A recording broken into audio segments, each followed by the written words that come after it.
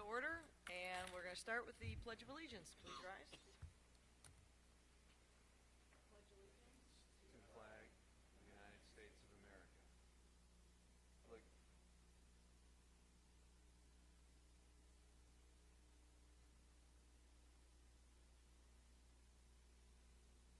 All right, to make us look at that, those just desserts as we're saying the Pledge of Allegiance. And could you make them any bigger, please? Okay, we need a motion to approve the agenda. Moved. Adjust it to have them first. Yeah, well, I think so. So we have motion and a second. Any discussion? All right, all those in favor say aye. Aye. And that motion passes. I need a motion to approve Board of Education meeting minutes for November 15th, 2018. Move. A motion and a second. Any discussion? All right, all those in favor say aye. Aye.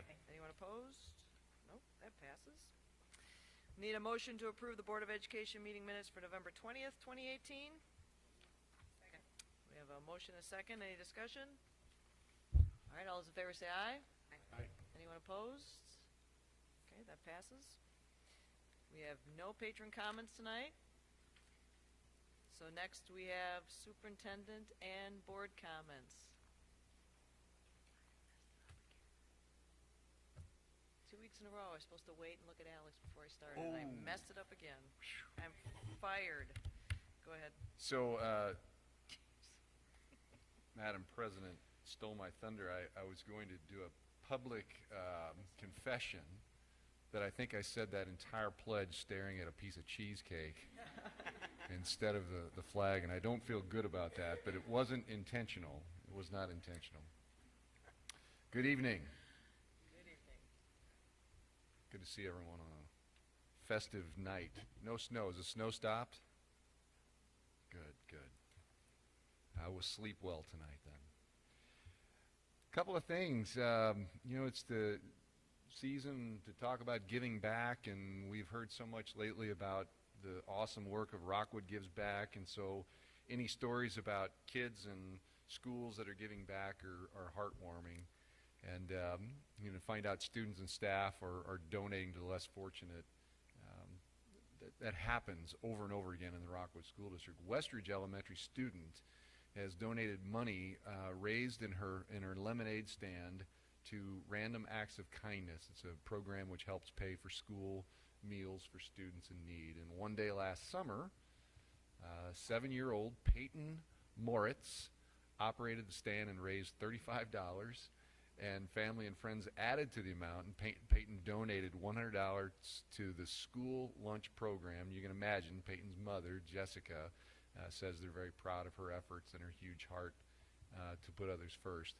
You think about that, $100, a 7-year-old kid decides to, I'm sure with the help of adults, but decides to donate to take care of underfunded lunch accounts is a pretty amazing thing. To me, that's whether it's $100 or $1 million, just the character involved in that is phenomenal. Do we have a video on that one? No. Okay, well, Alex got up and walked away. Sometimes I think that means he's going to trigger things. Still not happy. Shut lights off or... Right. Well, all these X's on this page confused me. All right, and congratulations to the 2018-19 Cornerstone Award recipients.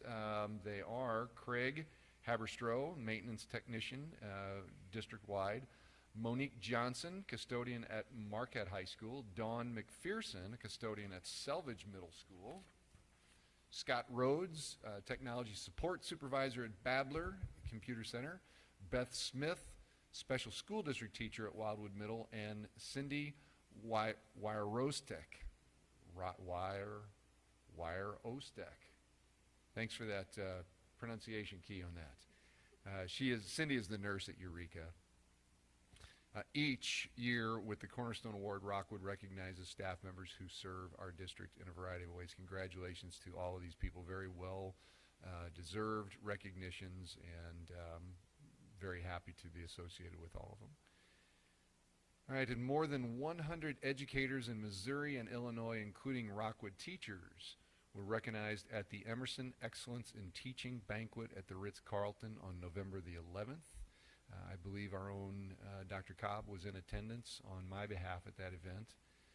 And congratulations to Dan Pozo from Westridge, Lori Kittrell from LaSalle Springs, Lauren Sikowski from Lafayette, Jennifer Paris from Special School District at Green Pines, and Monica Sood from Special School District at Kellison. And additionally, Rockwood Board of Education member Dr. Keith Kinder was recognized for being from Advance, Missouri. No, he was recognized at Emerson for his work at Maryville University. So congrats to Dr. Kinder. For many high school students, the band or music room becomes more than a place of learning. It is absolutely a destination, and that's the case at Lafayette High School. If you've never visited Tracy Bolton's class, you all know who I'm talking about at Lafayette High School. What she's done as a former guitar teacher in the Rockwood School District and band director, Tracy has just taken guitar to another level. We were at Chesterfield Elementary yesterday morning for one of their champions assemblies. By the way, Chesterfield Elementary has some of the best assemblies in this district. They're just always, they leave you feeling so good. But they bring in once a year, they have people talk about who their champions are, and they've really bumped up that theme this year because it was kind of our district theme. And they had the Tuesday night rock band from Lafayette under the direction of Tracy Bolton there to play, and it was a huge hit. The kids loved them. They did a phenomenal job. So we're going to see a little bit about what goes on in Tracy's classroom every day.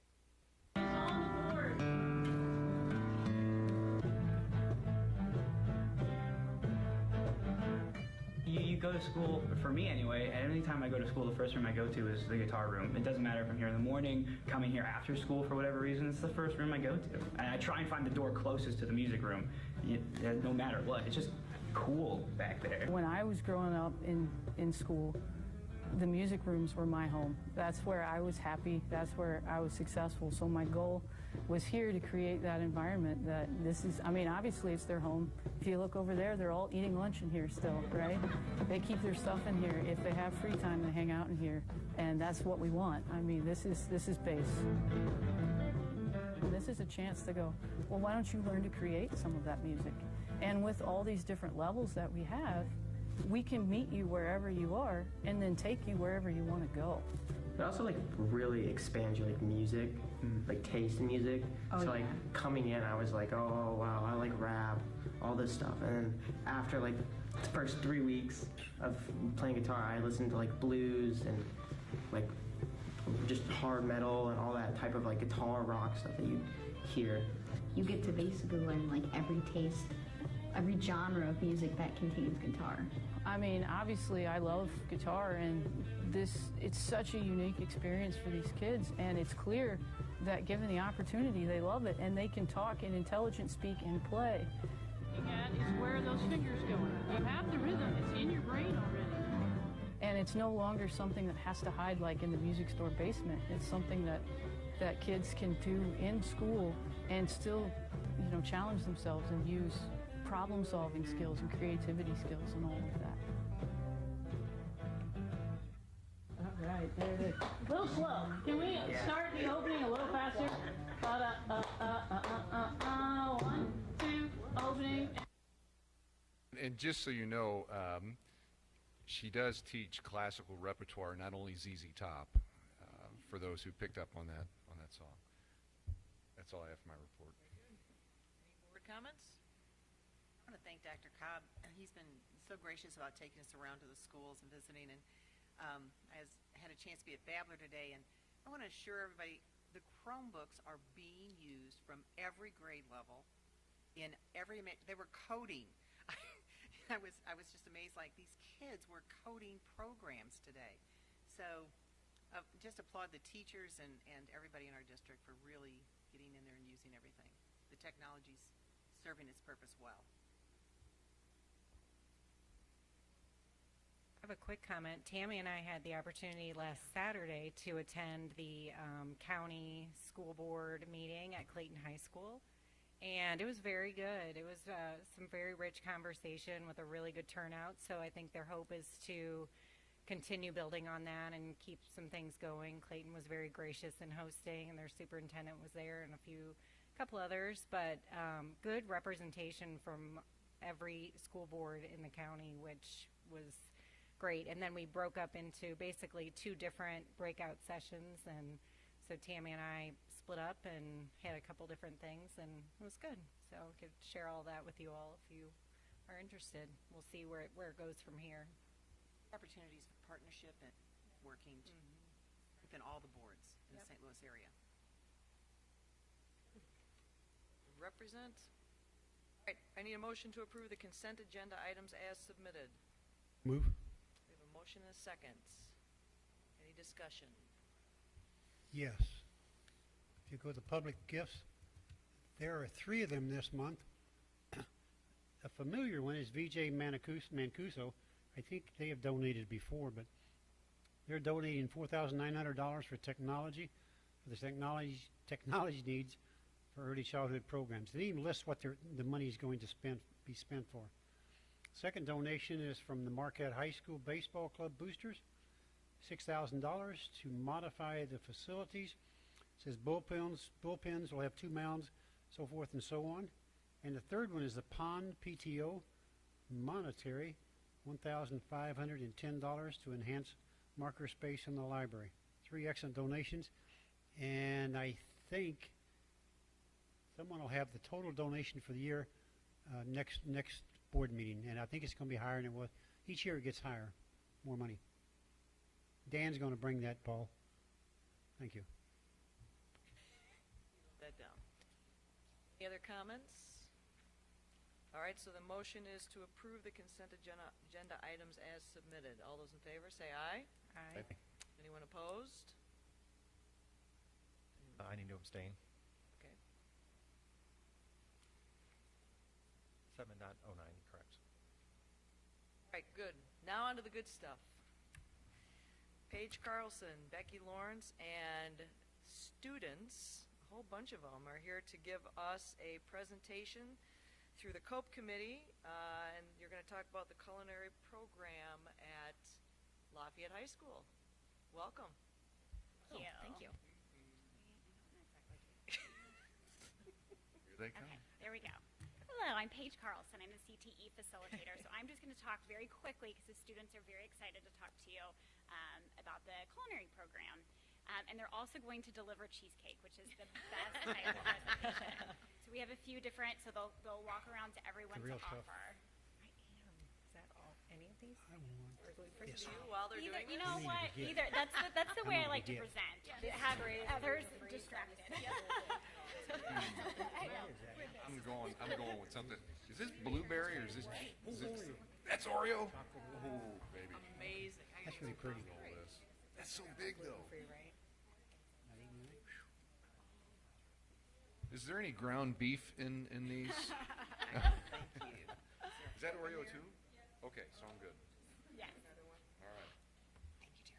So as they're passing it out, so it's the culinary program that we're presenting about, but the culinary pathway, students have the option to take a food fundamentals, a basic food course, and then they move into baking and pastry or regional world food, and then culinary 1 and 2 are our high-level courses that we have students take. And so Becky Lawrence from Lafayette is going to talk to you about that, and then we'll have the students come back and they'll talk to you a little bit about their experience.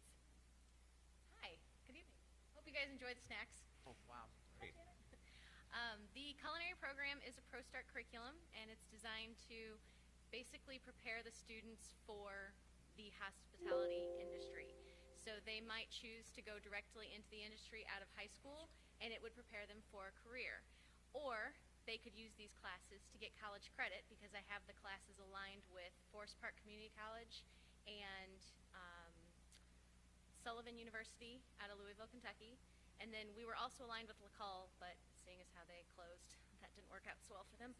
But we do have those other 2 colleges available for the students to get college credit for, and they can go to those schools, test out of the courses that these are aligned with, and then they can go ahead and move forward with classes on their regular schedules.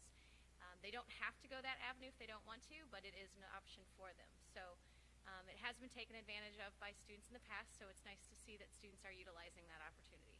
So. Can we go ahead and get the next presentation? The next one, ours were side by side. The students have theirs. Okay, there we go. Perfect. Okay. You guys on yours? Yep. Okay, so Hope is going to be first, and so we have this for Hope. So, there she is. Yeah, so you can just say your favorite part. Okay. I'm Hope, and my favorite project that we did so far this year was our Cupcake Wars, and it was where we paired up in our classes, and we got to choose a cupcake flavor that we wanted to make, and I ended up making a maple bacon cupcake, which is what the picture is. And so we made our cupcakes, and we practiced a few times, and then we ended up selling them to the staff, and the staff were able to buy our cupcakes, and then we would deliver them to them. And it taught me about business management, and we had to cost out our ingredients to make sure that we would make a profit at the end of it. So that was my favorite part. I'm Rachel, and my favorite project this year so far has been our special school district buddy labs, and we've done it twice. We did a Halloween theme one and then a Thanksgiving theme one last week.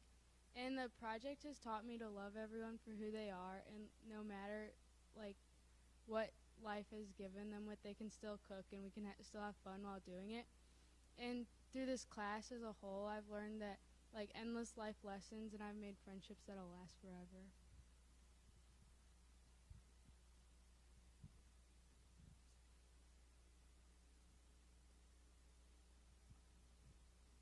My name is Kayana, and my favorite project that we did was our Thanksgiving Buddy Lab.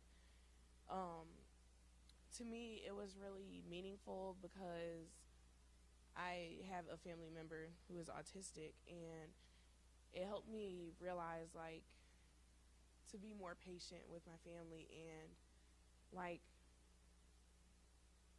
it was just really nice to see how other people interacted with making food and just meeting new people. And this class, I feel like it will teach me how to present myself in front of other people and learning how to cook properly and business management and a lot of other things. So yeah. Hello, my name is Sierra, and my favorite project this year was the Halloween Buddy Lab. This lab taught me that even though many people need extra needs, we are all the same. And it made me happy to see how happy they were doing the lab, and it really just touched me because,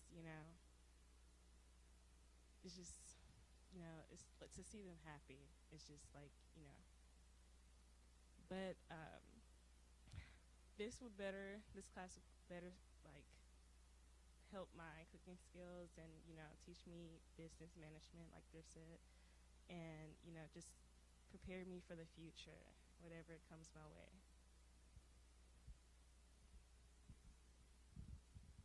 That's our presentation. Do you have any questions for the students? You attend classes. Do you do this at Lafayette or off campus? Lafayette. In the I have a restaurant-style kitchen. In the fax department? In the fax department, It's yes. the same place you recall it being, Dr. Kinder, but Hasn't changed. it looks different. I bet it does. Yeah. Yeah, I didn't recognize anything in those pictures. I thought you'd gone off site. You mentioned the culinary. Is that the one you mentioned is out of business? Okay. Some more pictures of the Buddy Lab that's most recent. We've also done what Hope was talking about was the Cupcake Wars. Last year we did Food Truck Wars, and we actually had quite a few of you guys last year purchase from us for the Food Truck Wars. We've also recently gone and donated our time to Circle of Concern Food Pantry, and we learned about hunger in our own neighborhoods right here, and got to stock the food pantry and get it ready for all the donations that Lafayette and Eureka and everybody was bringing in all those cans. So that was really neat to be able to be a part of a community effort to better other people's lives. And everybody here, they all great time doing that. So we learned a lot doing that too. And it was really interesting because when we first started studying the hunger in just our neighborhood, a lot of them, when I asked their opinions, they all said, well, why are we worried about this? We're not in an area to be concerned about that. And I said, oh, this is a good unit to talk about then. So really was eye-opening. So, yep. Many of you are considering this field now still, or maybe, I was at first. but And now. I got into nursing. So that's always, like, that's my plan B. even though you may not go in the field, it's going to help you in other ways as you've demonstrated. That's great.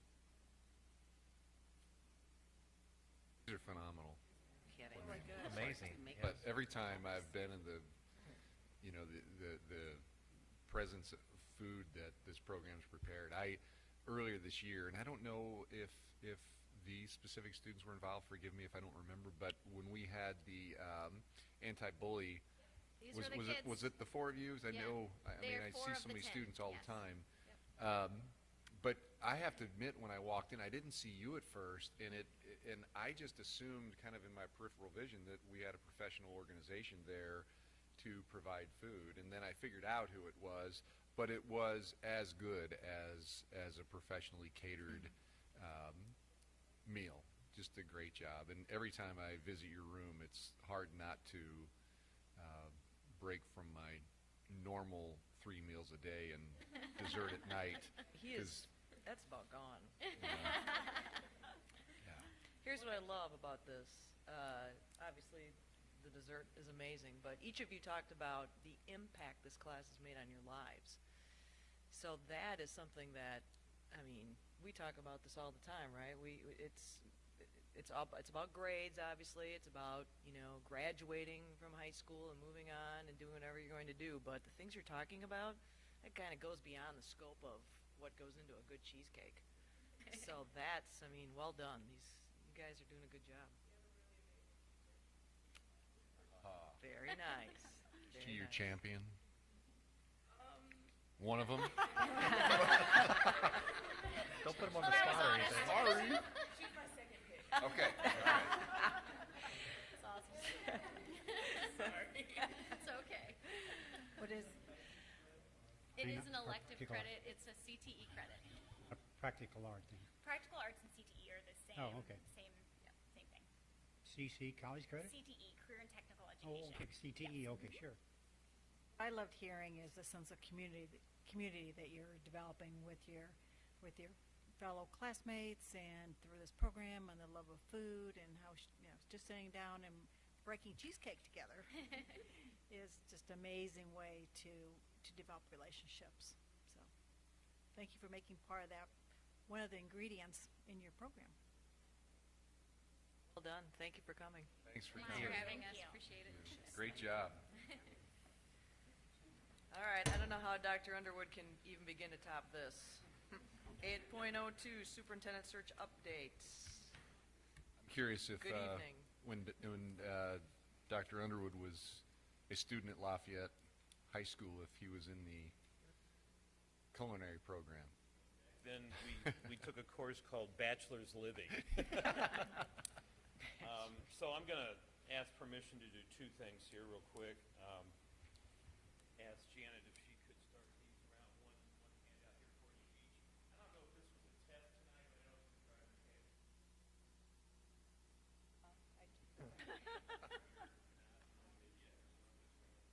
it's driving Whatever. I saw you look at my name. It was a test and you passed. Otherwise, they were going to Saw read your name over there. I said, "Took her I name." mean, I know I'm new and you're trying to mess with me. Make sure. Thank you. Right, I did have to sew an apron once at Lafayette High School. That was my big final project. No, I've got my One thank you. apron, I remember that. So, real quick, again, with your permission, a little short story real quick. I appreciate the opportunity to be back here again and was here, for our first presentation a few days ago, and forgetting that you all video record and all your meetings and everything. I did receive a few good-natured texts, phone calls. Most people that know me since my retirement, I don't know that there's been less than a handful of days that I've operated without a baseball hat on. And now that you have broadcast this live to the whole world, I got a few texts from good friends reminding me about my bald spot in the back of my head. So I just wanted to highlight that tonight to make sure that everyone that I hadn't heard from doesn't need to bother. So this has been a fantastic first couple weeks of engagement with you. I just have to tell the board, and you see it every day, so I know you're familiar with it. I see it from outsider eyes now, and I think it's important for you to hear this every so often, that everyone that I have come in contact with has just been incredibly cooperative. The collaboration, the accommodations, the district clearly is functioning and operating on a day-to-day basis at a very high, very efficient level, and that's so encouraging. I think it will help us in terms of the task at hand, trying to find and secure best fit new superintendent of schools.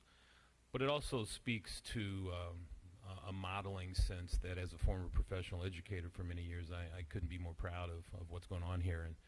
And you don't hear that all the time, but I thought I need to start with that because it's obvious everywhere, and every time I've been in one of the buildings, one of the meetings, one of the focus groups, that is very apparent.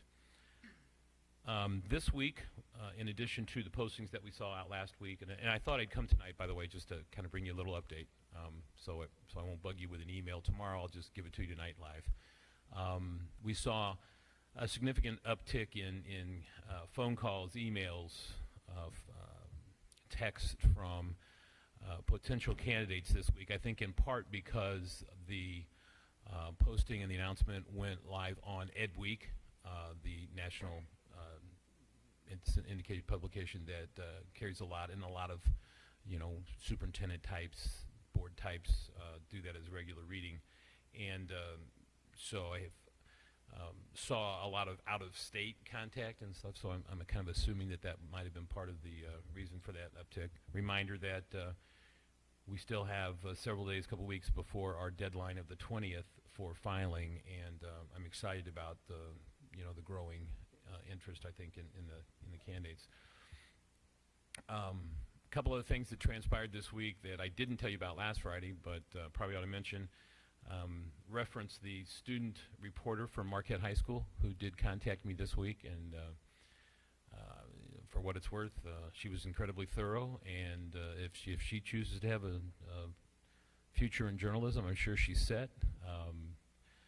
Very comprehensive with their questions, and so I forgot, and I always ask the reporters, and the one thing I forgot to ask her is when her copy was going to come out, so I have to make sure I get one from Kathy. Will make sure I get one, I'm sure, so I can see that, make sure I was quoted correctly.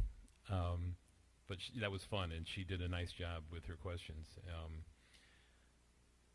Had a couple of our focus groups that you've already seen the work products from in terms of our administrative teams. I'm going to be with some students tomorrow at Eureka High School. Looking forward to that at 11:30. Be reminded of the kind of comments that you heard here tonight from our students. So genuine, so truthful, so right to the point of not having to worry about adult speak so often. It's always refreshing. And then next week, run into a couple other of the community parent forums. We're going to be out both Monday and Tuesday night as well. So if in fact you are around and you want to do a little wave at either of those nights, I think that's kind of a nice show of support for the process. Probably would encourage you to kind of disappear after you've done that, so that in no way does your attendance inhibit conversation or comments that we would try to be gleaning. I checked today knowing that I was going to come and visit with you tonight. Last Friday we opened the online survey, and Kathy and I had a really fun kind of couple days there figuring out which did we want to use, the thought exchange. That's my new buzzword, by the way. I'm dropping that everywhere I go with thought exchange. Look, wow, how does he know about that? He's been retired for 10 years. But we ended up just going with our online survey that we'd used in a couple places. Went live last Friday. We'll be up and have access for folks until the 11th of this month. We already have over 1,650 respondents on that survey. That is a fantastic number, and I'm sure it's going to break all records that I've seen in previous searches. So be prepared for a lot of reading board that I'll be trying to compile and consolidate and summarize for you pretty quickly there after that, after the 11th. And then a primary purpose for being here tonight, the handout that I just gave you, let's take a couple minutes just real quickly to take a look at the results of the survey. This was the homework that I left you last time you were here, and I thought we might just take a few minutes to kind of look at some of the highlights of that. I know you saw them individually, but I made a few edit comments there on the copy that I wasn't sure if you were going to bring your paper copy or if you even like having a paper copy. You know, I know you guys are high-tech here, and everybody tries to remind me how low I am. But just real quickly, we had those 4 categories that we asked you about and try to prioritize as a group. Now remember, these are scores that are compiled now and get an average from the 7 of you. So you knew how you responded individually, but now you have a chance to see what the full board is thinking in terms of each of these categories. The first one asked the superintendent should, what are the priorities under the heading of communications and community engagement? You know, I know that's been a weakness in this area, you know, for, just kidding. Heard that a lot, by the way, in the focus groups about, you know, what we're looking for in our next superintendent of schools. But if if you look at that, you put number 1 emphasis, area of emphasis, be a community-oriented person who has high interest in a broad range of community groups and organizations. Well, I mean, if that doesn't speak to Rockwood, I mean, I don't, you know, I mean, it's just amazing. I'm sure I had forgotten, if I ever knew, how large this place is and how active everybody is and how many quadrants you have and where you have to go. And clearly this, I'm not sure how Eric gets any sleep ever, but will be a area of emphasis as we think about our next superintendent of schools and his or her ability to engage in a multiple number of arenas. The second category was district operations and academic programs, and the thing that you itemized, number 1, someone who can follow sound physical management procedures. Later on in this survey, you ranked as the number 1 strength of the district, the financial shape that your district is in. I almost never see that. I've done 27 searches. I can think of maybe one other district that told me their strength, their number 1 strength, was the financial condition of the district. That is kudos to you all in terms of management from your staff and Dr. Knos and the board's oversight. That's a great jumping off point for any incoming superintendent. Way too often are we conducting a search where we're looking and asking for somebody who can come in and how are we going to tighten our budget, how are we going to make lop off people, you know, straights and just cuts, and you know, it's just refreshing to not have to worry about that, at least immediately short term. The third area was leadership skills and personnel management. Here's your number 1. No surprise here. Be a people person with personnel management abilities and have proven ability to work in the area of human relations. Because again, one of the things that you list several times in your comments, while we're a very high functioning district, proud of our reputation, proud of our student performance data, proud of our financial shape, we're only that way because we have top-notch people in those positions, and you have to attract and retain those folks. They're going to be turnover. You know, people leave, people move, people retire. Someone who can come in and recognize strengths in others and build a team that complements his or her strengths. And then that last one about board superintendent relationships, again, number 1 area, develop with the school board both long and short-term goals. You know, I think that is what probably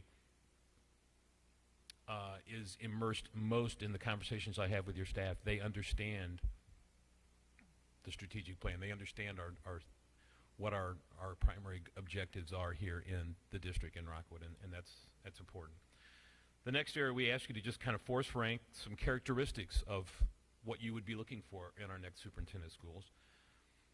And I'm proud to say that your number 1 forced ranked area was keeps the focus on students and their success. Again, if you look at the written narrative that you provided, I'm not going to read those to you, they're there for you to see. I was amazed, and again, this is atypical board behavior, of which I'm proud of you. So many comments talked about kids. I saw students in every other line, in every other sentence. That does not happen enough. That's what we're about. You somehow have been brainwashed into knowing that. Congratulations to whomever was responsible. And those top 2 or 3 there I just listed for you, you can see in terms of the characteristics. That's really important, and I don't mean to make light of that. I'm just teasing, you know. That is clearly going to be and remain a strength of yours. Once you lose that focus, by the way, we're in trouble. I've seen it happen, and it's never pretty. There were some other things that you listed as in terms of characteristics. Again, I referenced that. Students.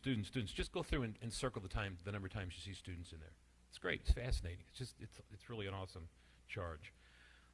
We ask you to rank strengths of the district. And again, I referenced that your number 1 ranking was the financial condition of the district. But, you know, coming in close there, your teaching staff, your support staff, your technology, those are all strength areas of yours that you see. I always liked the common areas. We ask you 2 things. What are some of the really sound, strong attributes of the district? What are some of the challenges or weaknesses? Even when you talked about some of the challenges and those were our words, you rewrote them and said, you know, well, not necessarily a weakness, but an opportunity. How about that? That's fantastic. It's exactly how we would like for you to look at those things. That in fact, yeah, we are doing well, but we're never finished, and there's still work to be done.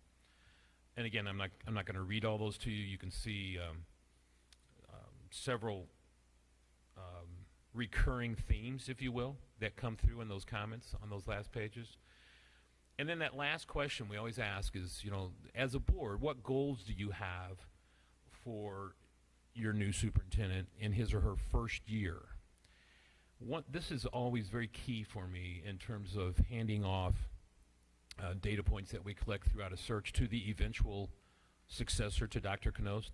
He or she is going to be very interested in reading and seeing what his or her new board has in the minds of some of the things they'd like to see get accomplished in that first year.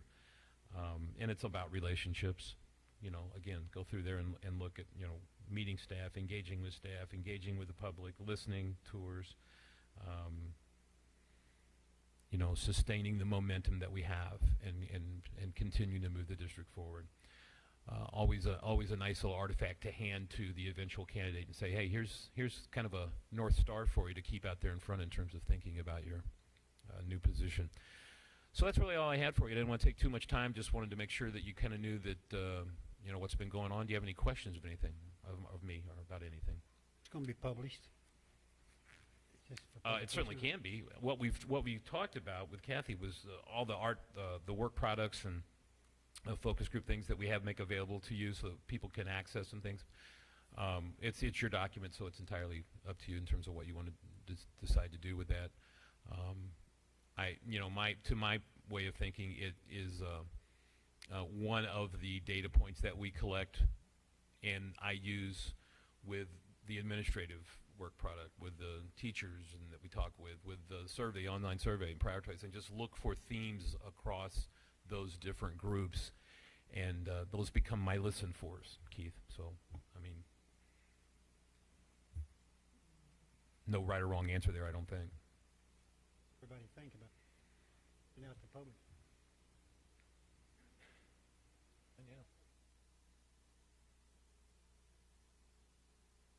I don't think there's any reason not to publish it, or certainly make it available and people can watch the recording and know that it exists. But the board's comments and opinions about what they think the next superintendent most important characteristics are, as you said, is one data point. There's a lot of data points.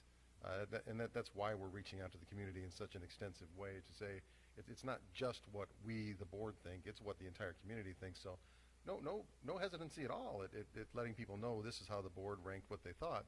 But that doesn't mean that's set in stone. That doesn't mean we're not listening. And I'd be afraid if you publish just this one, it's going to come across as listen to what we tell you instead of exactly the other way around. When you get the other ones, they put it out with the other ones. Right. Well, and both of you make great points. And my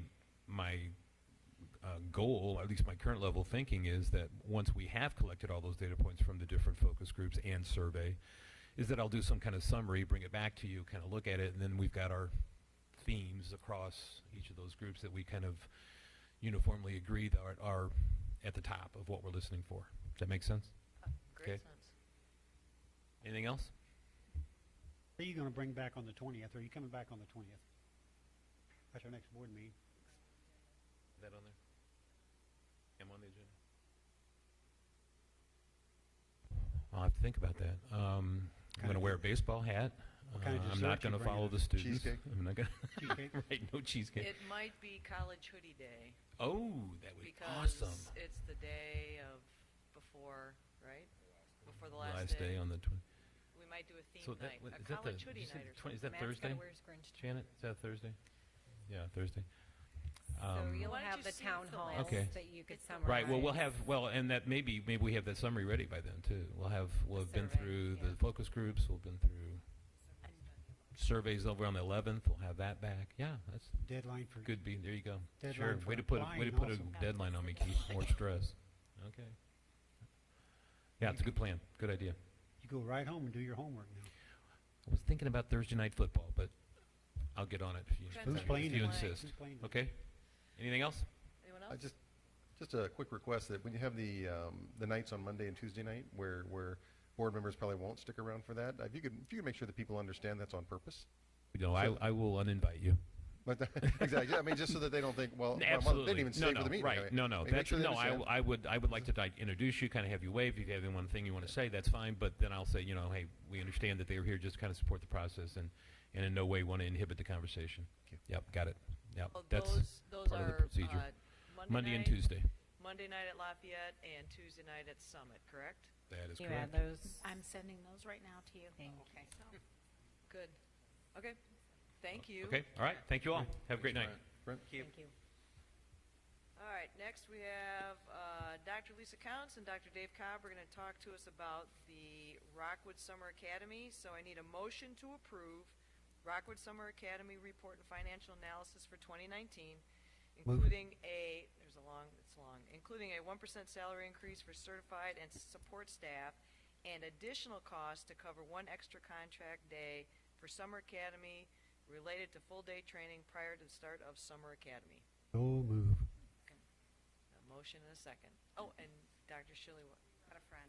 okay, Shelley, thank you. Dr. Willout's here too. My friend. My friend. Good evening. Good evening.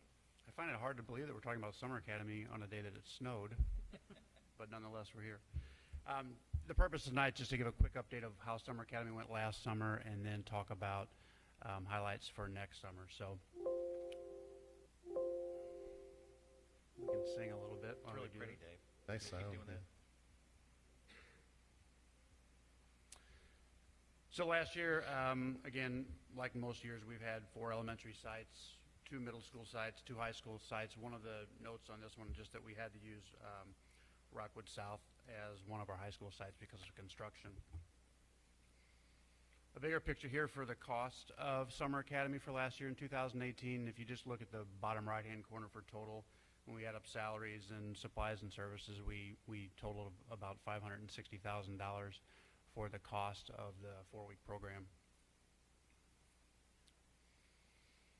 In addition to the cost, we also had obviously revenues. Those revenues were in the area of about $778,000. So after you look at the cost of the expenditures and the revenues, we netted about $218,000 for the 4-week program. Attendance was fairly average and normal as it's been in the past for summers, averaging about 92%. The highest percentage is obviously in high school for their credit recovery, but elementary usually is always consistent around that 88 to 90% attendance mark.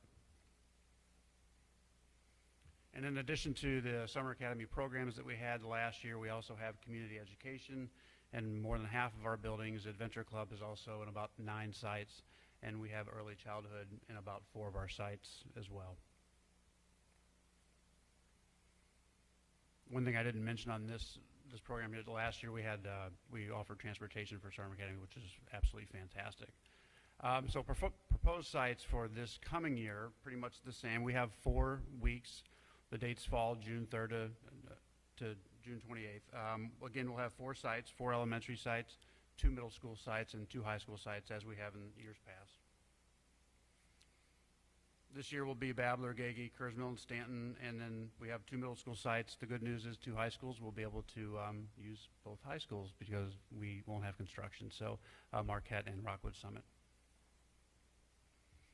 Once again, we will have community education on all of our sites. We will go to 10 sites for Adventure Club and down to 3 sites for early childhood rather than the 4 that we had last summer. Estimated budget for this summer will be $592. If you remember, in 2018, it was a little bit less than that, so we're anticipating about $32,000 increase in cost, and most of that is due to the 1% of salary increases, and about $10,000 of that will be due to an increase in supplies at the elementary level, so we can have the supplies that we use during the year for math for our summer school students. And again, this summer we'll be offering transportation and look forward to providing families the opportunity to have a great 4-week program with their students. So, any questions about Summer Academy for 2019? I want to make a comment really quick before you answer questions. I don't know how many people watch lately, but the comment about transportation is just an example of how sometimes one parent asking a question or making a suggestion can make a huge difference. That really, the talk was generated by a parent calling me and asking me why we didn't do it. And instead of giving her a lot of excuses, I said, I'm going to find out. And as we started looking at finding out, we started questioning why we don't do it. So Paul was a great help. Mike Heyman was a great help, and it really helped a lot of families. So it's just an example of what sometimes one person inquiring in an appropriate, nice way can generate a lot of good for a lot of families.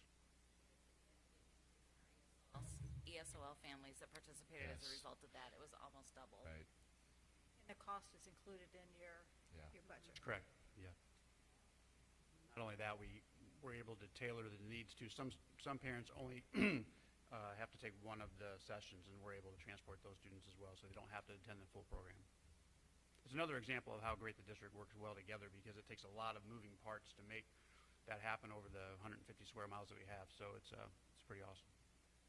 If I have 2 questions and 1 comment. I thought you listed benefits as the second category down. What kind of benefits do we pay in summer school? Oh, okay. Insurance? There's the usual, let's see, there's retirement, Social Security, Social all that Security, stuff. those are the two. I mean, but insurance benefits are still part of that, so it's Okay. a percentage of whatever that salary is. Okay. Yeah. The second question has gone over to Matt because I can't remember it. The comment, there, in the past, a long time ago, and I think it's still, you see when they have the 2 high schools, it's one either Lafayette or Marquette, but on the south side, it's always Summit. People used to question, why doesn't Eureka ever host that? And Eureka tried to host it for a couple of years, and what happens is the people from Summit don't come over here, and the people from Eureka, a lot of those still go to Lafayette or Marquette. So it was never a viable site. It's not that they slighted Eureka, it's just it was a never viable site.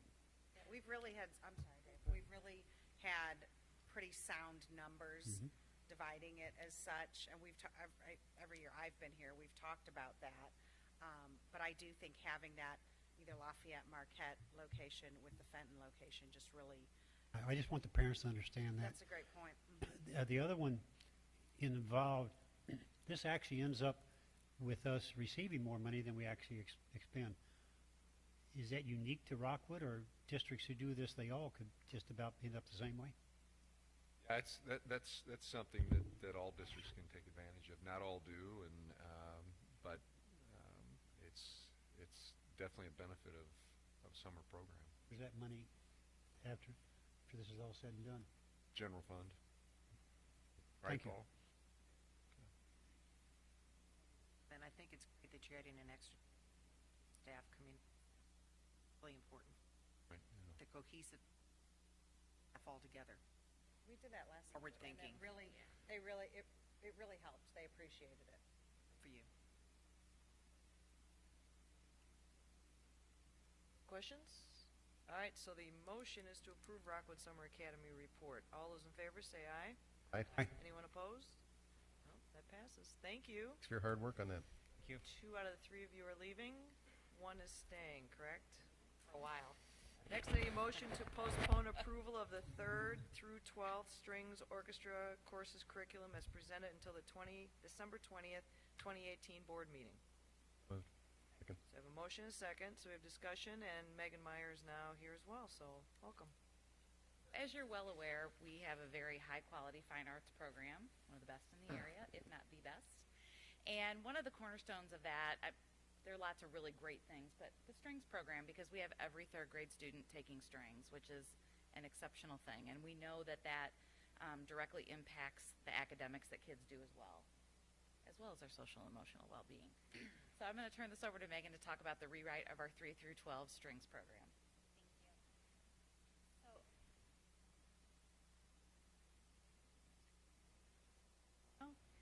Right, so I wanted to start with just a general overview of the program. Like Shelley said, it is a unique thing that the Rockwood School District offers 3rd grade violin to all of our students. And just a quick story, I got a phone call a couple of months ago from a community member who was house shopping. She was out looking for a new place for her family to live, and she had heard a rumor that in the Rockwood School District, all students in elementary school got to learn to play the violin, and she wanted to verify if that rumor was true or not, and said that it really meant a lot to her and was impacting their decision of where they wanted to choose to buy a house. So after 3rd grade, the program becomes optional, but in the elementary grades, it's nice that that still stays in the specials block, so we aren't pulling students out of other instructional time in their classroom.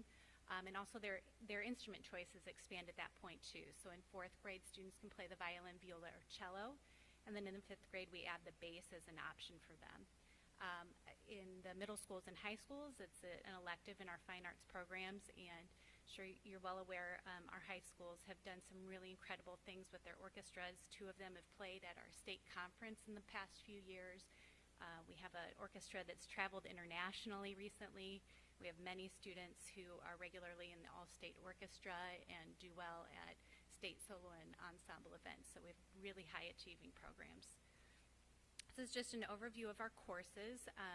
I'll bring to your attention there are 2 new courses that we have added with this rewrite.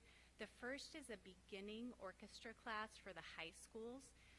The reason for this is we got a lot of feedback from the community that we wanted to better support students' ability to explore different options.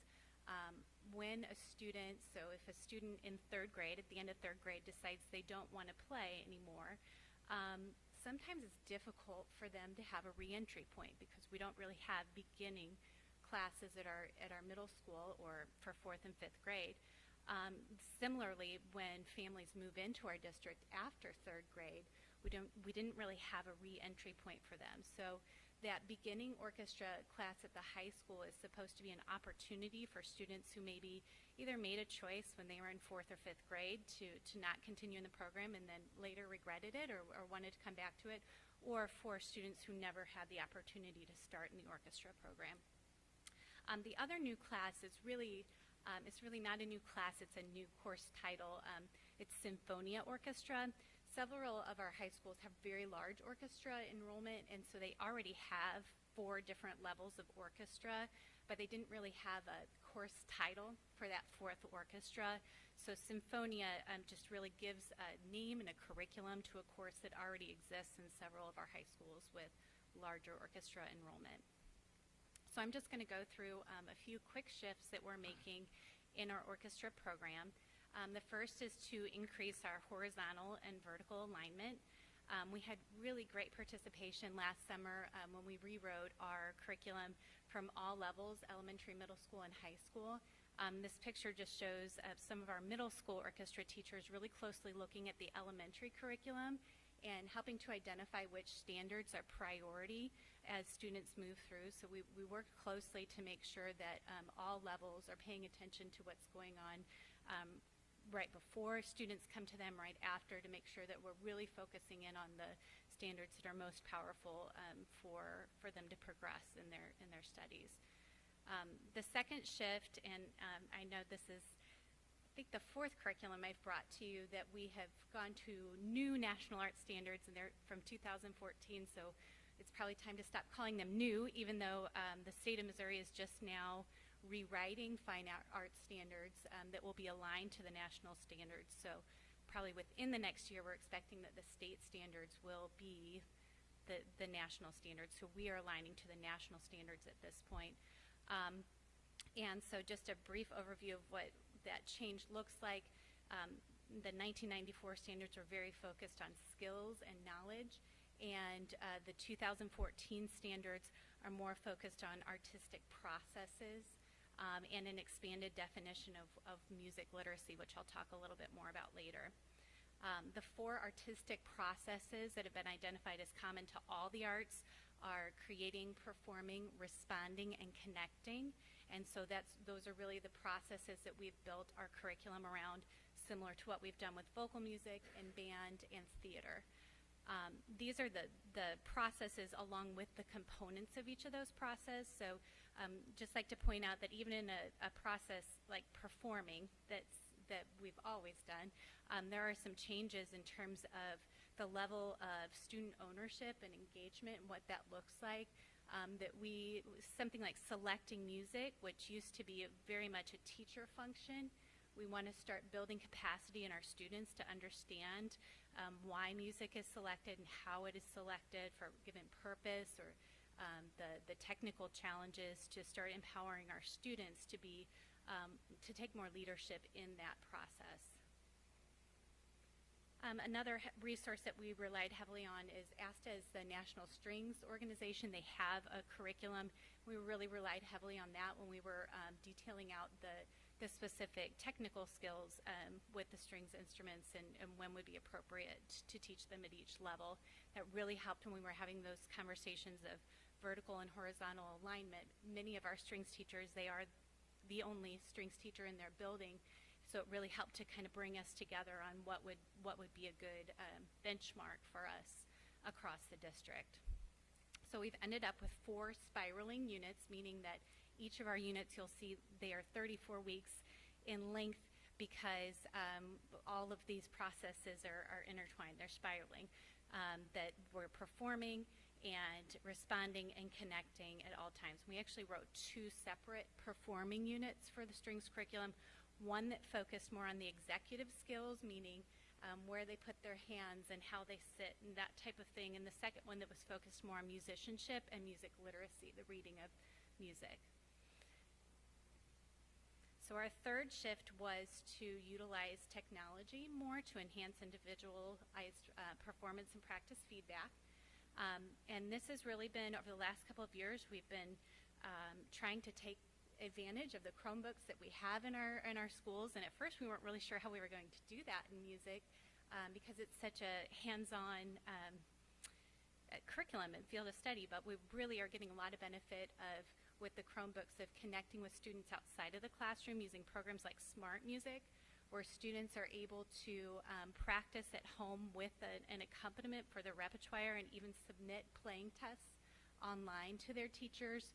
The same with Sight Reading Factory, when students are building those skills of being able to read the music themselves, they're able to do that at home, submit recordings for their teacher. And Finale is music composition software that we are using to build students' capacity in creating new music. Along the lines of composition, our next shift was to expand opportunities for creativity and creating new music. About in middle of October, we brought in a presenter. Dr. Chris Azera is a professor at the Eastman School of Music, and his area of expertise is improvisation and creativity across all genres of music. So often when we think about improvisation in music, many of us go right to thinking about jazz. And Dr. Azera has challenged us, along with the new national standards, to think that really is a newer concept, that if you go back to the times of Bach and Beethoven and Mozart, that improvisation was very much a part of what they did as musicians, that all musicians created, they improvised, they performed. And it's more recently where we've kind of split those apart into separate genres. So Dr. Azera came and gave us a lot of really great strategies that we could use to start teaching all of our students across different genres in orchestra, band, and vocal music also about how we can be doing more improvising and creating in our music ensemble classes. The fifth was to shift is to expand the definition of music literacy. So often when we think about music literacy, we might think of the lines and spaces of the staff, and do we remember that every good boy does fine, and face and all of that, which is still obviously important, but we also want to include writing music as an important part of literacy for all students, not just those who may want to become composers. And that responding is an important literacy, to be able to listen to music and evaluate it based on personal preference and have a defense for personal preference, but also to be able to evaluate it based on set established criteria. And the final literacy is to be able to make connections. So understanding, we say that music isn't created in a vacuum, that all music comes out of a historical, cultural context, and to help our students understand the context of what they're performing. And so our final shift is to develop a growth mindset about musicianship skills. This past school year, my colleague, Dr. Pat Fine in PE, and I have done a lot of research on talent and the ways, the biases that some of us have about talent in different areas, and certainly music is a part of that. Angela Duckworth, her book Grit, I know many of us are familiar with, she talks about that if you ask people directly, would you prefer to have someone who's a hard worker or someone who's innately talented, that most of us would say hard worker. But when you probe it more indirectly, that many of us have this implicit bias towards naturalness or talent, and that certainly is really prevalent in the area of music. Mozart being a prime example, that we like to hear these stories of child prodigies that seem to have come out of nowhere and can do amazing things. But research really shows that that's not the most important thing, that innate talent or ability certainly plays a factor, but far more important is the way we practice and how much we practice and for how long we practice. So we want to make sure that our students and our teachers understand that, you know, those first notes that we make on the violin in 3rd grade, that really it's just the beginning, and those who excel or don't excel in the beginning, it really is just the beginning of their journey, and we really all have an opportunity to develop those skills if we choose to. So some of the books that we've looked at as a department are The Talent Code, Grit that I mentioned earlier, and The Practice Revolution that teaches us about how to practice more effectively at home. So that is just a summary of our curriculum, and are there any questions? Megan, this is a wonderful presentation for 2 reasons. It helps solidify the this part of the music, and some interesting questions out of that. And bear with me. The percentage of the students in the orchestra in the 4th and 5th grade in all the elementary schools, what percentage does that end up being? Not counting the 3rd graders. Varies a lot by school. If I was going to estimate across the district, I would say maybe between 60 and 80%. I know that's a broad range, but it really we have variety. And when they get to middle school, what percentage? I'm going to go back a couple years because I think you asked me this a few years ago, and I did look it all up. I think we're around 8 to 9% of our students are involved in orchestra when they get to the secondary level. Of course, at that point, they have many more options. Good, I'm glad you remember because I didn't. If we have a student transfers in, but they didn't have that 3rd grade violin, but now they're in the high school and they've had nothing, can they actually get in that beginning orchestra class, or is that a little bit too advanced for them? That's the exact purpose of that class, would be so that students who either have no experience, like you said, they moved in, or they maybe only had 3rd or 4th grade and they've been out for so long that they're really not able to audition into that chamber orchestra level, that it would be a place for them with no prerequisite, no audition requirement. Well, the presentation night on the guitar, is that part of orchestra, or is that band orchestra, or is it on by itself? I'm going to say at this point it's earned its place on itself. I mean, we brought it to you all as a part of the band curriculum, but it's grown so much that I'd almost consider it its own program at this point. It really is. It was, I think in the past it was band because typically it was the band directors that were teaching guitar. I was a guitar teacher at once. But it especially at Lafayette, it is just, it's its own program, its own entity. We have 3 levels of guitar at Lafayette. And so it's really its own thing. Technically they're stringed instruments, but. Interjection that kind of follows up on yours. I noticed, and I'm glad that you have the beginning orchestra for high school. Why not middle school? I mean, we have so many kids that transfer into middle school. It's a scheduling issue at this point. We would like to offer it at the middle school also, and this is going to vary by school and by the enrollment in that school. But I'll just use Crestview as an example.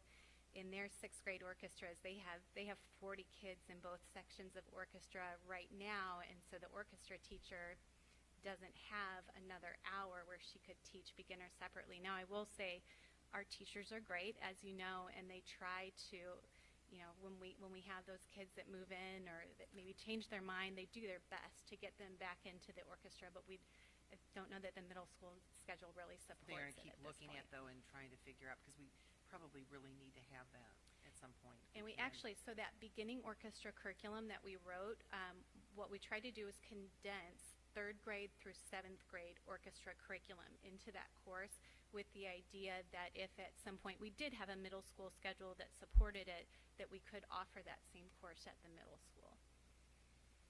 Other quick questions. The instruments, the violin, students either buy those or they rent those? So in 3rd grade, the violins are provided for all the students. Oh, okay. After 3rd grade, students are expected to rent or buy their own instrument, but we always have extra instruments available for students who have financial need. What about the larger instruments, the viola, bass, whatever it is? So the bass, we generally don't expect students to transport that back and forth to school. So some of our students are able to have a bass at home that the family provides, and in other cases, we provide a bass for them that stays at home. Last one is the one that is so fascinating to me. You're promoting creative musicianship, which is an area, as a former bandsman, that I never got to. I could learn what they had on paper, but help me if I ever had to create my own. And that's tough to do when you're a drummer, because you're supposed to be creative. That's what makes probably Eric so successful, is that he could do that and I never could do that. I'm glad you're teaching that, or letting them experiment with that, because I think that's the biggest benefit of the whole thing. Let them do their own creating. Thank you very much. And I would echo that it's one of the challenges for us is that many of us as teachers, we weren't taught that way. Sure. So that's why we're trying to do a lot of professional development to help us all grow in the way we expose kids to those areas. I just want to plant a quick seed before you get off this topic, being that I'll be transitioning out of my position. I hope this just stays in your heads in the future, that actually our elementary strings program has been reduced over the years. It used to be a more broad Suzuki program than it is, although it is still much more than what most districts offer. Please don't ever let that be reduced anymore, regardless of whatever budget situation you're in. It is so valuable to kids, and Dr. Kinder's questions about the percentages going on are key questions, but in the music world, as a professional musician, I can tell you that the vast majority of professionals I know that are just outstanding musicians in the professional world, many of them started as Suzuki violin students in elementary school. And I have this theory, everyone will tell you that perfect pitch is something you're born with, that it's a genetic thing, and there's something called relative pitch that you can acquire, but we usually don't know that. But I've met so many people that have perfect pitch, and again, a large number of those people participated in strings when they were elementary students. I think it develops their ear to a significant level that I'm sure there is research on it, but but I'm convinced that it actually has the ability to create perfect pitch in young people. So just please never let that reduce. Don't let anybody come and sit before you in any of our departments and say, you know, we're going to have to make this cut because it's just not something we have to do. We have to do that, and we need to keep doing it. I'd like to add to that too. As a parent of a child who's in percussion now in 7th grade, you know, we were introduced to music in 3rd grade, and I think many of my son's friends were as well.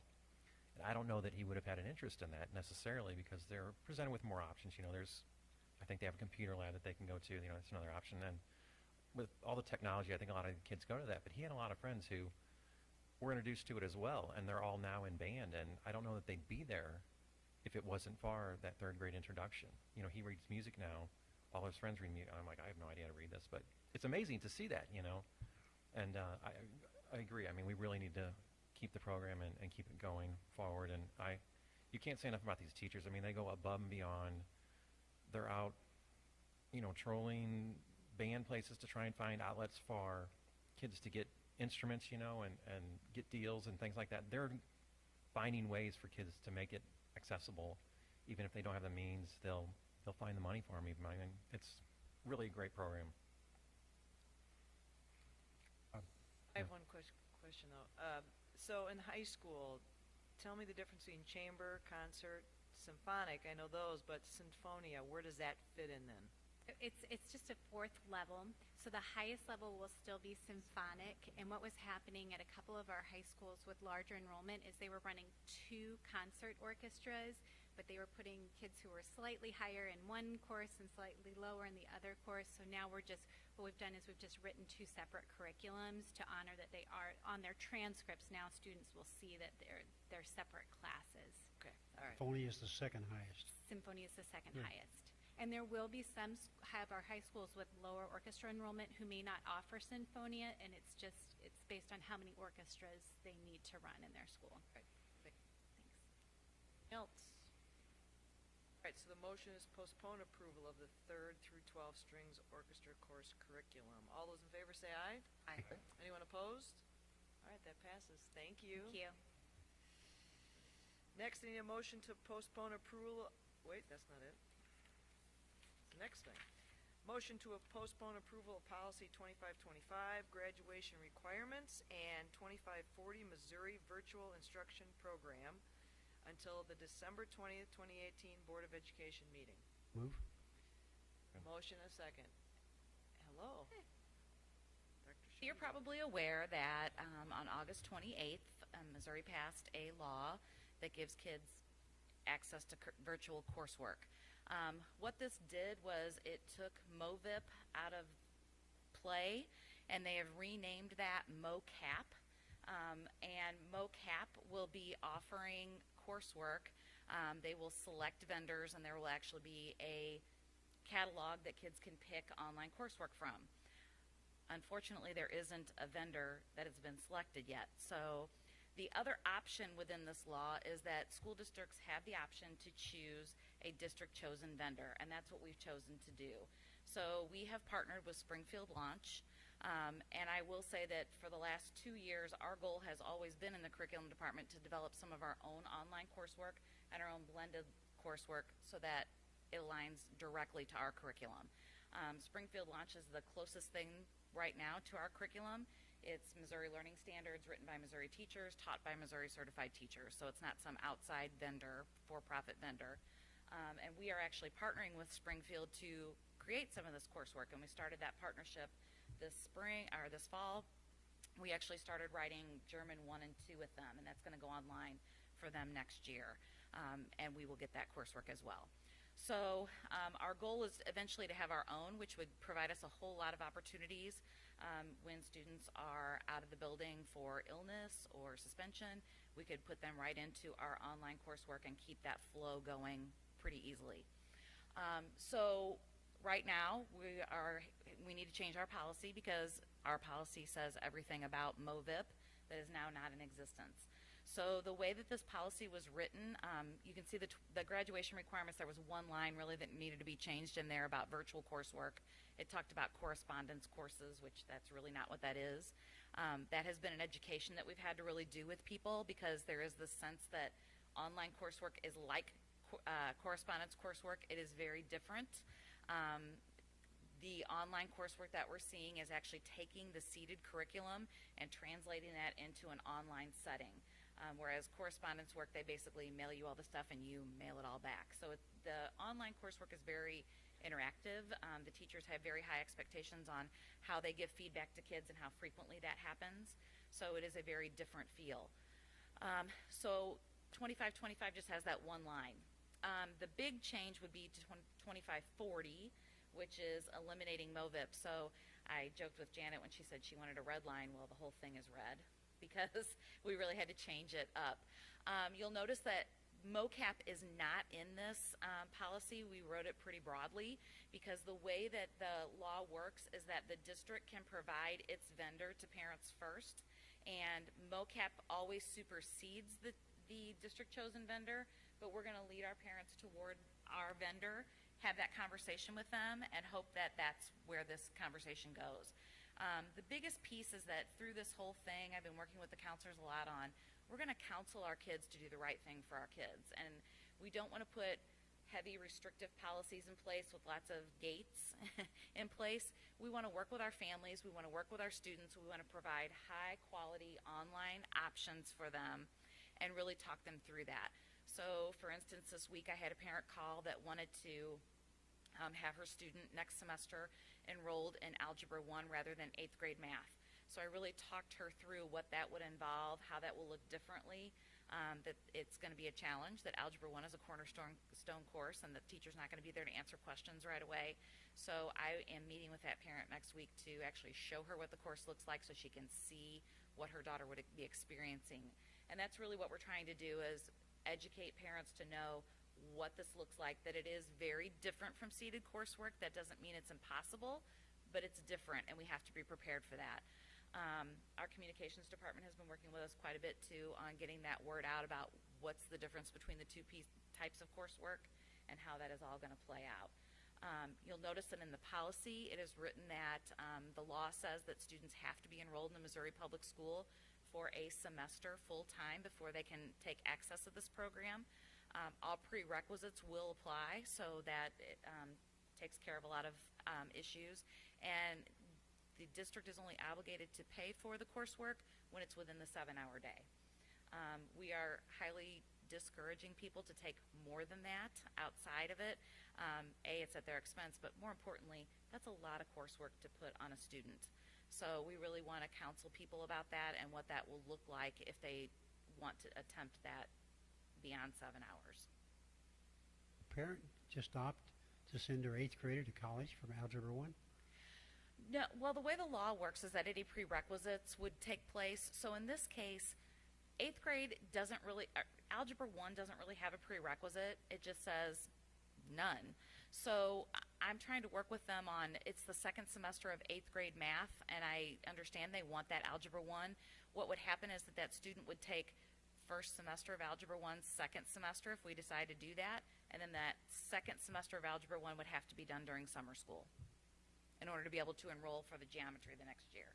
Would we accept Algebra 1 from a college?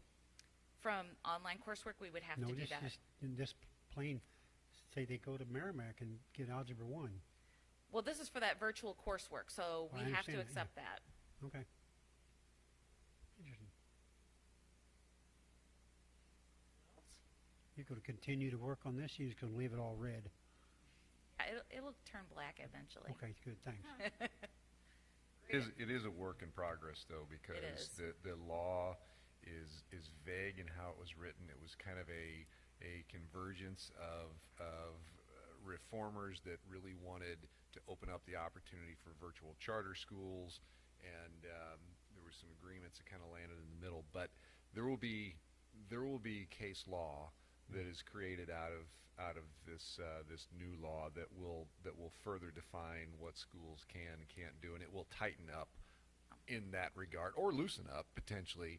But in the meantime, we're trying to do what's best for kids. I think the most vague part of it is that districts have the right to deny the coursework, but they have to have a reason to do that, and they have to provide that in writing to the parent. So We're trying to work through what that might look like and what those reasons might be. So far, they've identified things like if a student is significantly reading below grade level, it would be very difficult to do that coursework, and so we could deny that. If a student has unsuccessfully completed coursework before, then we can deny that. So the way it's written is that the counselor doesn't make the denial, it's the principal or the principal's designee, so that's why that's written in the policy like that. And we're working through those. It really needs to be a conversation between the parent and us as to what's appropriate for that student and what is not. We receive state aid for that, do we?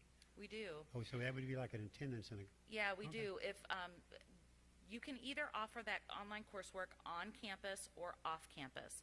So if a student is off campus during that coursework, and we have some students doing that right now, you can put a virtual placeholder in their schedule and you receive 94% average daily attendance on that. It's actually 95 if you're an A+ designated district. So that's the case. And then if a student is in the building doing it every day, we would put them in a study hall, so we track attendance every day and get 100% of the ADA. Thanks, Shelley. Great explanation. Sorry, it's so long. Oh, I've been kind of mired in this. Really well done. Thank you. So the motion is to postpone approval of policy 2525, graduation requirements, and policy 2540, MOVIP. All those in favor say aye. Aye. Anyone opposed? All right, that passes. Thank you. Next, we need a motion to approve the resolution authorizing the redemption of the Series 2010A bonds maturing on 2020 on February 1, 2019. That's a lot of 20s. All those in favor? I need a motion. Moving along. Paul, hello. We have a evening. motion and a second, so go ahead. Thank you. Should just start First, I over. want to say, I'm sorry to say I don't have perfect pitch, but I do have a good financial opportunity for you this evening. We have the ability and financial resources to go ahead and make our final payment on the 2010 series a year earlier. These bonds would have been paid off February of 2020.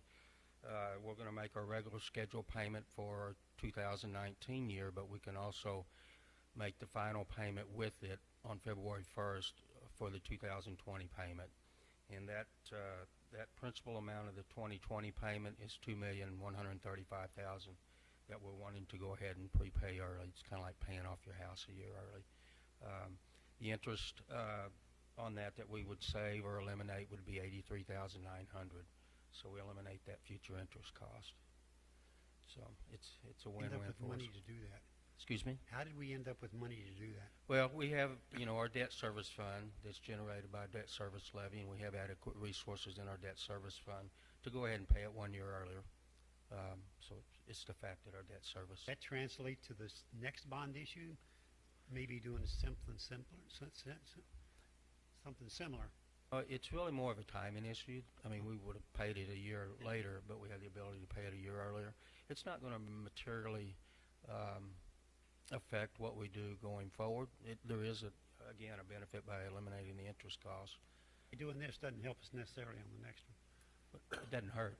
Well, Yeah, it doesn't hurt. And the other thing, too, if you recall, when I was pitching the need for our last bond issue, actually the last two bond issues, I talked a lot about the structure of our debt going forward.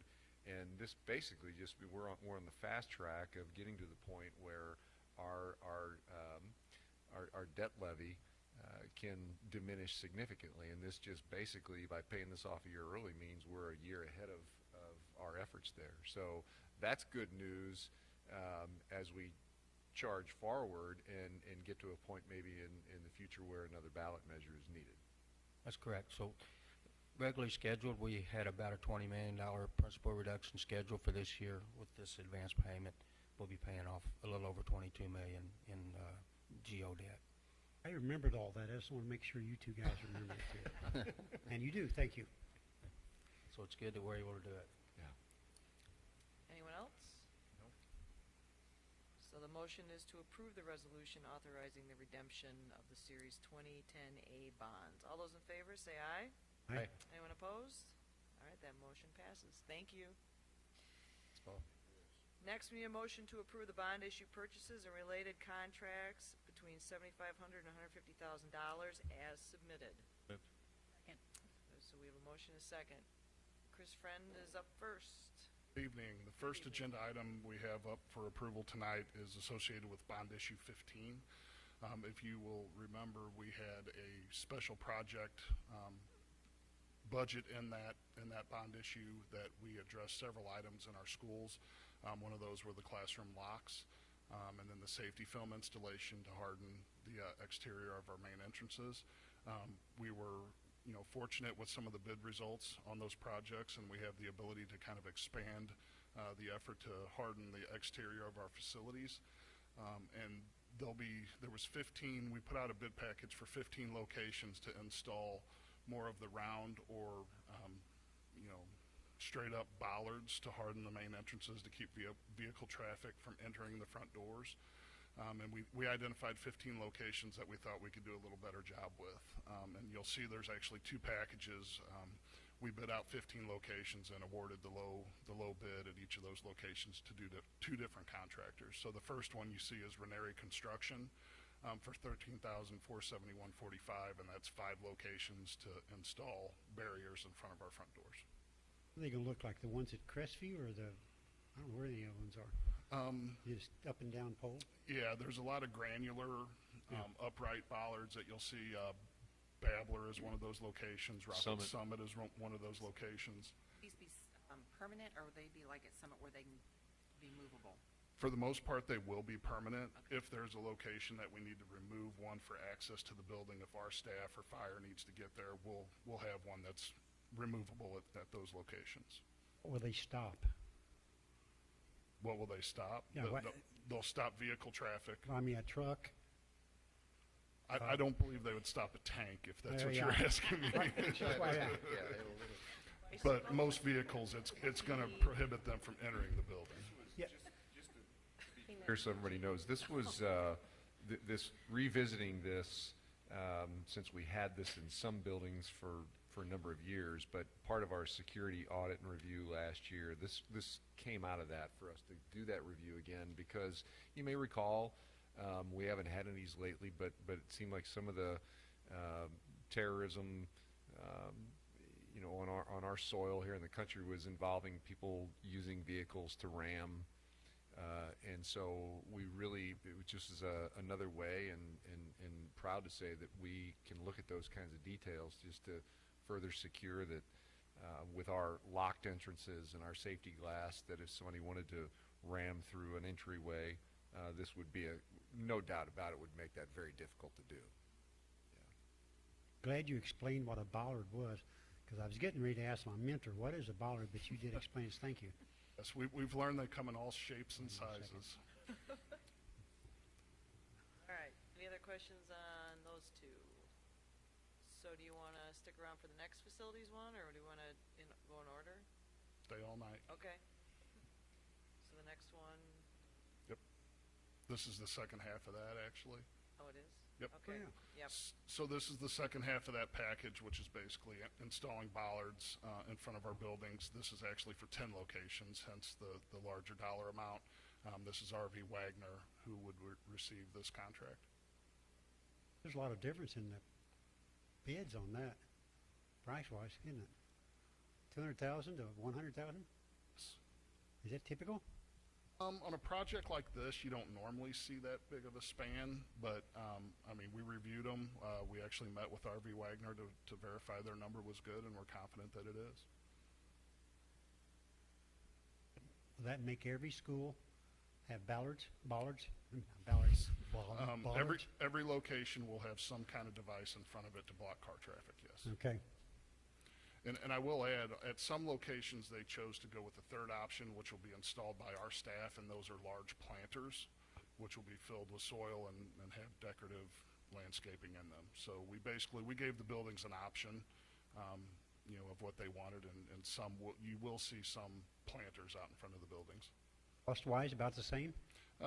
Since we're performing the work ourselves, the cost for the planters will be less. I meant the next group. Stick around for the next. The come up for technology? Whatever order it's in, that's fine. Okay, okay, all right, so technology. Or You guys will kicking me play out? nice together. You could both stay there. Yes, Yeah. we can sit together. All right. Whose is that one? First, technology This is next. technology. So this is just to purchase servers for our backup environment, and our existing servers need to be refreshed and replaced. Any questions? Straightforward. What does that accomplish? So, for example, if we had a server somebody delete files off of a server, or an update that caused a problem, we could restore those files. I hate to say the word ransomware because I'm kind of superstitious, but if we had ransomware and we had a backup somewhere else, which we would have in our DR site, then we could hopefully restore that and go back without having to pay a ransom. Don't have that now? We do. Oh. This is just simply to replace our existing software. Yeah, we've had it, not our software, our hardware. Gotcha, thanks. Yeah. We see a lot more often is just simple hardware failure. Yeah. Where the hardware storage device is irretrievable. That's why you have to have that backup. Yeah. So it's not nefarious action or anything. It's Yeah, just yeah. hardware failure. This next item is for all-in-one devices that will allow our students at Marquette High School to engage in augmented reality and virtual reality activities and exercises. The systems come with software. They come with curriculum already pre-designed for teachers to use, and this particular implementation is including professional development for up to 20 teachers.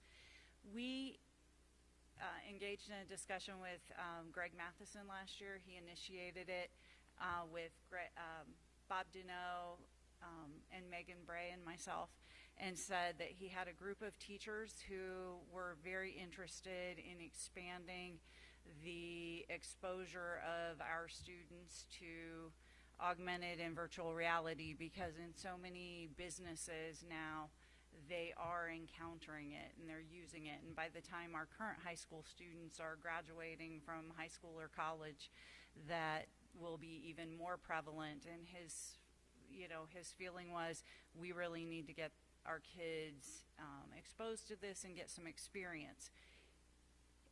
I know that I've had a couple questions about why are we using Marquette High School, and the reason is, first of all, they came to us with a plan and said that they really wanted to try this, and they had a group of teachers who were on board with learning it, being kind of the early adopters who would be willing then, if it is a successful piece of hardware, that the curriculum works well and it truly is engaging the students and giving them just that next level of experience, then they would be willing to help us as we expand that to the other high schools. So it's not that we're not intending to exclude other high schools, it's just we're going to start with one because it is a fairly, it's not as inexpensive as a regular PC.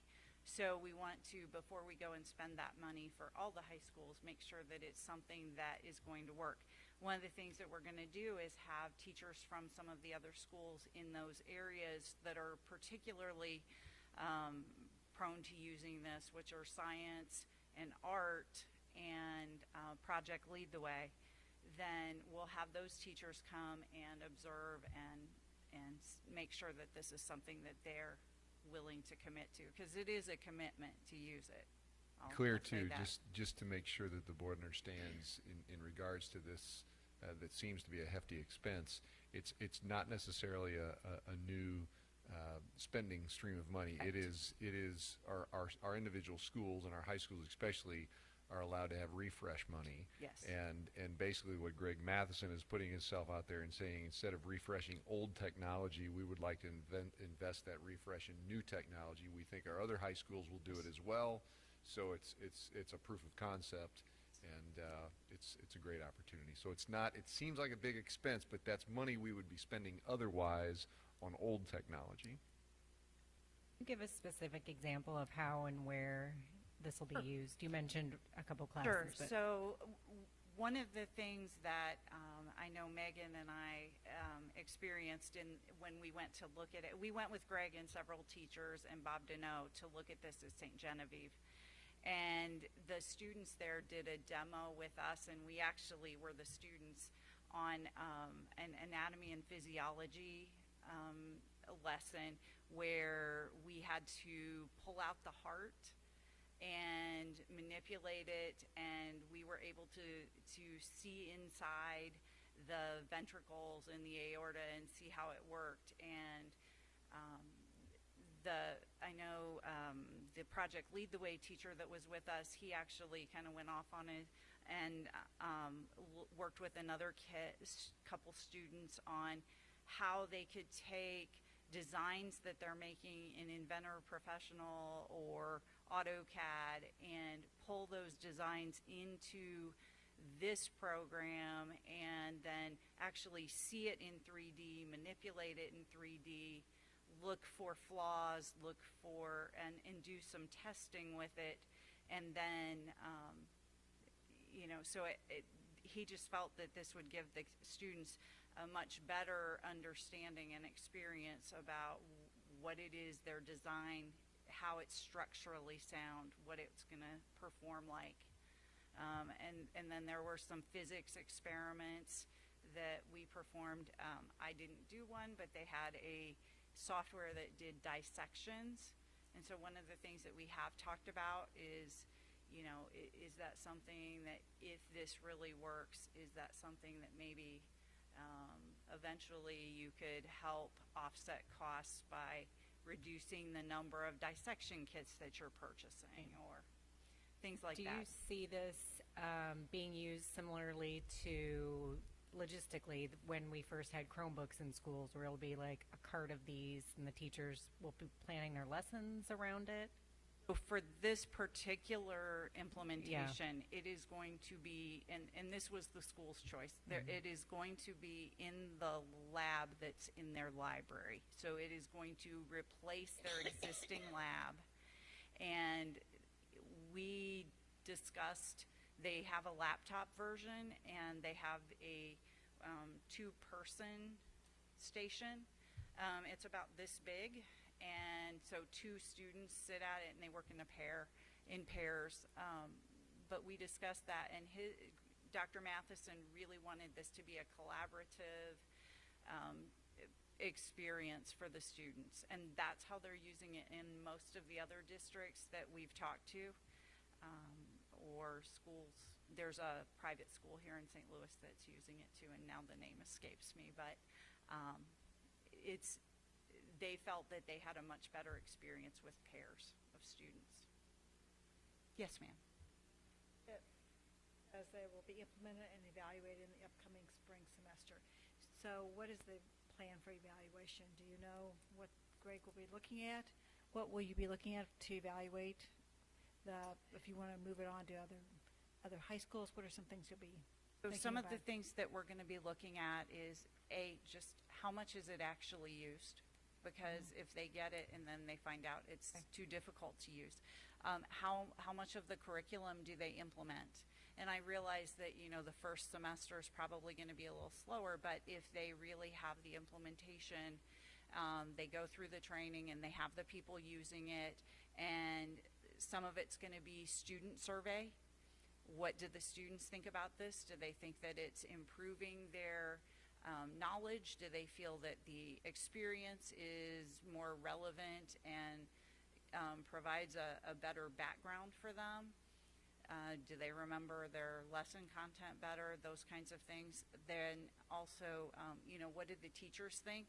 Is this helping them teach their curriculum? Is it, easy to use? Is it, all those things? And then also, we're going to be evaluating, like, how is the hardware itself working? What kinds of problems do we have? What if we have to have support? How does the support work? So those are some of the things. Be great if you could bring bring that information back to us. Sure. Well, I want to try and give them as much time Sure. as possible, so Sure, probably whenever, May. whenever Mhm. appropriate, when you feel good, when you Yeah. feel like you have enough information, both positive and negative, Yeah. or, opportunities or whatever for Sure. improvement. And once it's in, if any of you would like to come see it, I'm sure Dr. Matheson would love to have guests. I'm curious, was Mr. Carruthers, Principal Eureka, was he aware of this, or is that all done after he left St. John? He was principal at St. John, wasn't he? Yes, but he's been gone for quite some time. Oh, okay. I He thought you retired did. there in 2009. Fairly new. At St. John, they've had it, this is their second year, Okay.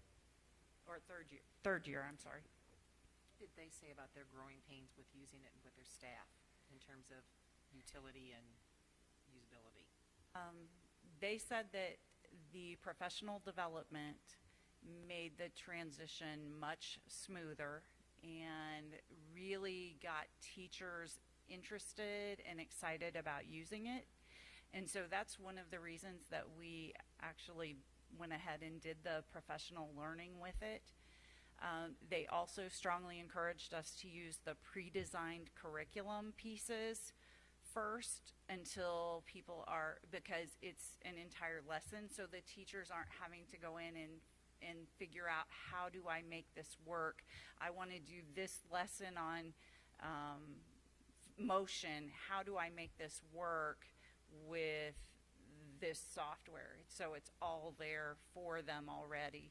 That curriculum will align to our curriculum so that our students that Da- are using this aren't going to be missing something that they would have gotten in our curriculum? Right, and it's really designed to be an enhancement, and it's aligned with a lot of the Common Core standards. The national. But but the way they used it was to enhance and support their traditional curriculum, and then they used it more for that hands-on They component. dig a little deeper, our Yes. curriculum would be a foundation, then they'll dig deeper with Yep. it to get more experience with it. Yes.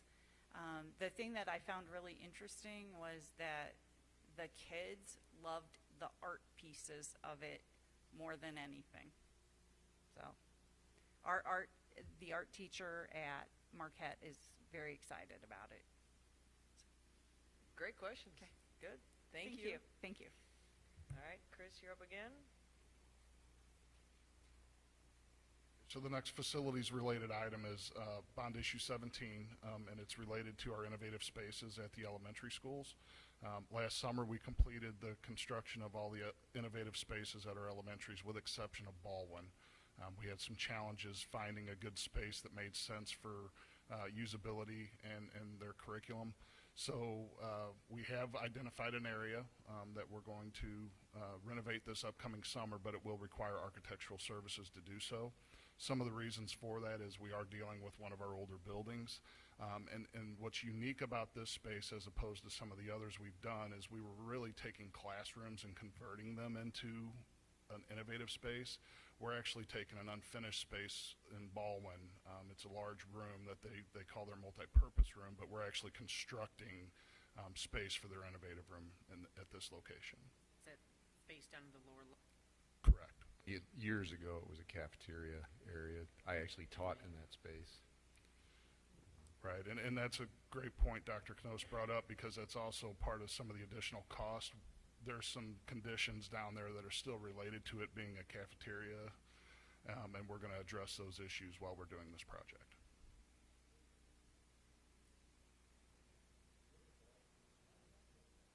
It'd be on the right-hand side. The last item we have for approval is some construction documentation services through Reality Capture, which is Multivista. We have employed this company to do some documentation on our projects at Geggy Elementary and the new elementary school.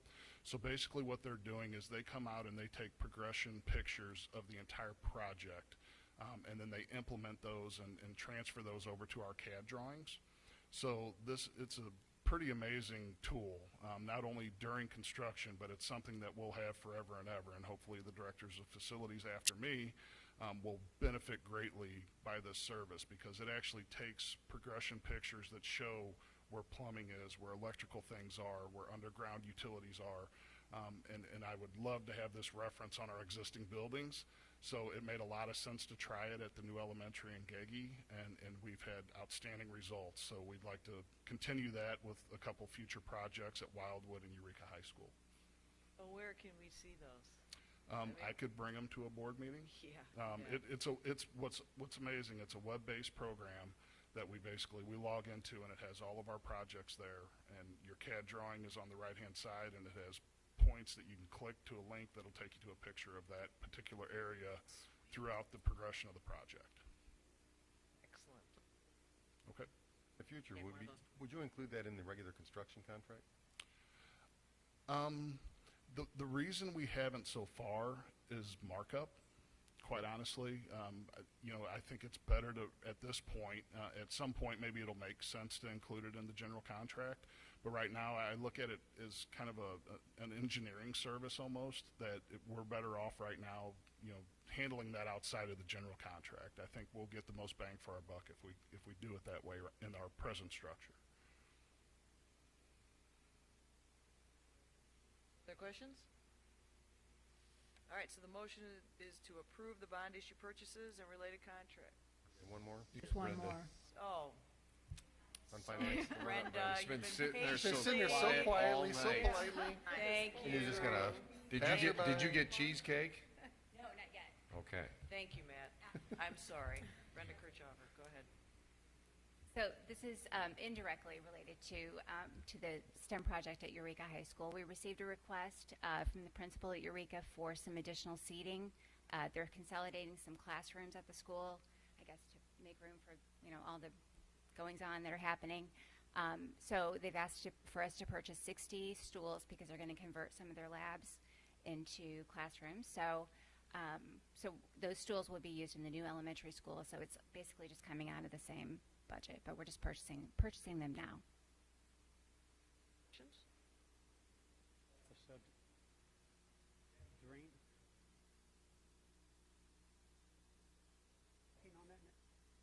Correct. The creek enclosure the first phase of the project, we're probably about 75% done with that first phase. Gain some parking spots. They've not gained additional spots at this time. We have given some of that parking back. When the entire project is completed, and the reason I say that, yes, we did create additional parking, but as we moved across the campus, now we've taken some other parking because we have to construct the building. 100 or so spots from where they were a month ago, right? Correct. Okay. And then when the project's complete, they'll actually gain about 130 spots overall. Thanks, Chris. So, and just real quick, Matt, to your point and your question, the other thing, the reason we like to keep that service separate is it's almost a third party acting on behalf of us.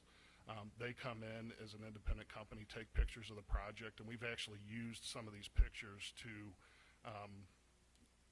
work through some issues that come up during the construction process, where they're, depending on the time something was installed and what a contractor's telling us, it's really a third party to kind of verify some of those situations. So I feel better about it right now, having that contract directly with the district. That's a cost-benefit trade-off. If you put that in the construction contract where you require as-builts to be provided at the end of the schedule, sometimes they don't do that to the very end of the project, and if they don't know exactly where something was, they make it up. Whereas a third-party contractor doing the progression drawings is going to usually have a better record of that and visual proof of where it went. On the other hand, it's more expensive to do it that way.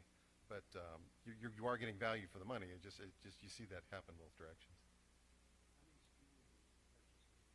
60.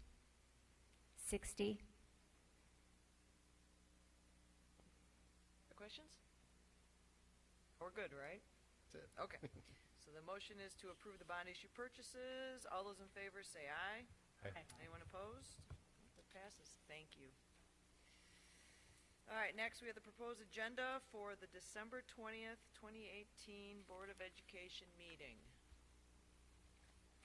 Anything through there? Lynn is bringing. We'll bring cookies. She's already verified that. To have priorities. Proposed budget, annual audit, superintendent search update. Yes. Well, you determined that he is tonight. I think you verified that. Whether he's up there or not. Let's have him come and just not call on him. Yeah.